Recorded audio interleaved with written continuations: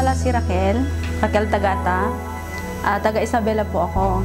5 po kami magkakapatid. Pangalawa po ako sa aming magkakapatid. Bali, ako po yung naging breadwinner sa amin. 8 taon na po ako nagtrabaho sa bahay. Pero wala pong nangyari sa aking buhay, kundi hirap lang po sa aking naging employer. So, naghanap-hanap po ako ng pagkakitaan, yung pang-extra income ko. Pero, ganun pa rin po, yung nagbenta ako ng load, nagbenta po ako ng mga damit, yung mga Natasha, parang ganun. Pero, inuutang pa rin, so wala pa rin nangyari. Nagpa-utang po ako ng pera, pero pinakasan lang din ako at hindi ako binayaran ng mga pinautangan ko.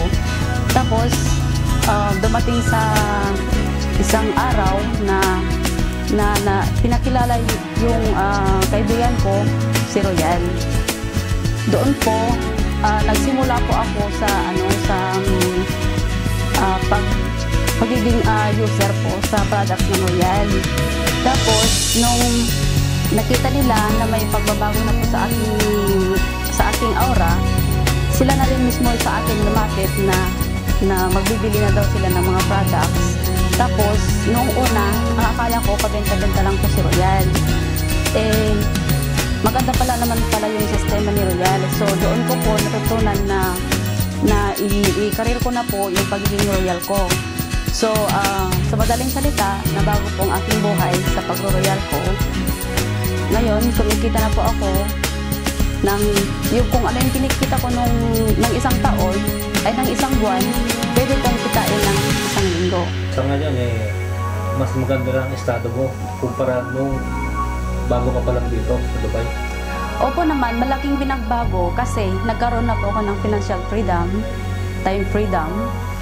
At saka, yung inaasam ko noon na magpadala ako sa pamilya ko ng kung gusto ko na like every week or every 10 days, magagawa ko na po. Kasi sa Royal po, kapag nakapag-encash ka ng Thursday, pwede nang kunin ng Thursday yung yung cheque mo. So, hindi na po ako nahanap pa ng paraan para mangutang or manghiram sa aking mga kaibigan, kundi mismo sa Royal na po nakukuha yung aking komisyon.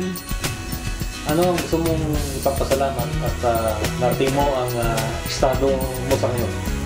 Una sa lahat, nagpapasalamat ako sa Poong Maykapal na ginabayan niya ako sa lahat po ng ginawa ko at binigyan po ako ng wisdom and knowledge na gawin ito. At pangalawa, sa mga taong sumusuporta sa akin, maraming salamat po.